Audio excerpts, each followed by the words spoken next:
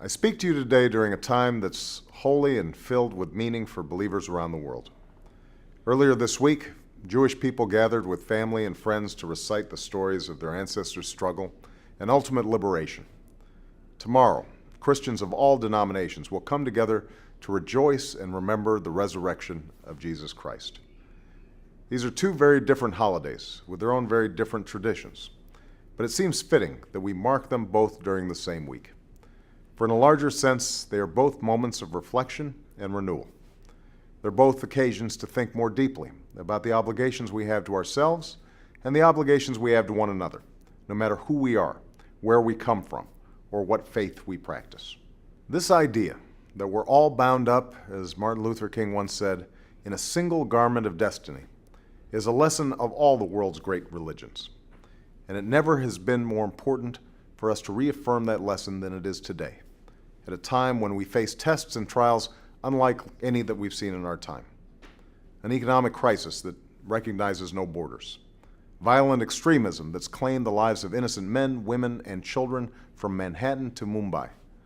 An unsustainable dependence on foreign oil and other sources of energy that pollute our air and water and threaten our planet. The proliferation of the world's most dangerous weapons, the persistence of deadly disease, and the recurrence of age-old conflicts.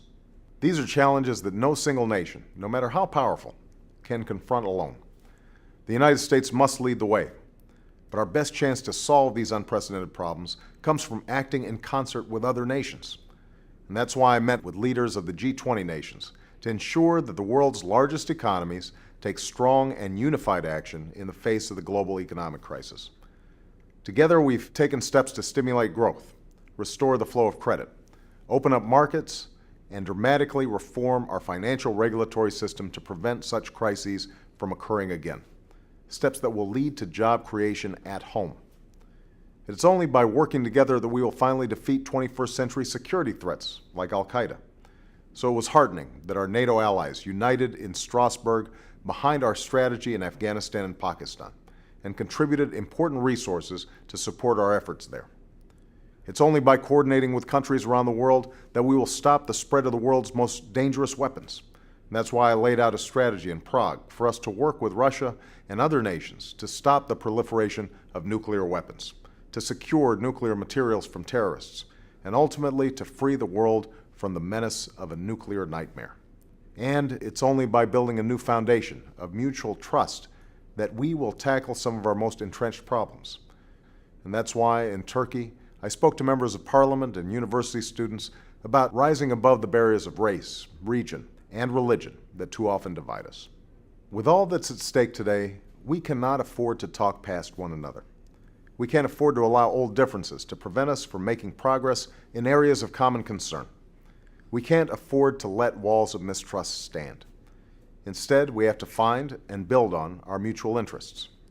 For it is only when people come together and seek common ground that some of that mistrust can begin to fade. And that's where progress begins. Make no mistake, we live in a dangerous world, and we must be strong and vigilant in the face of these threats. But let us not allow whatever differences we have with other nations to stop us from coming together around those solutions that are essential to our survival and success. As we celebrate Passover, Easter, and this time of renewal, let's find strength in our shared resolve and purpose in our common aspirations.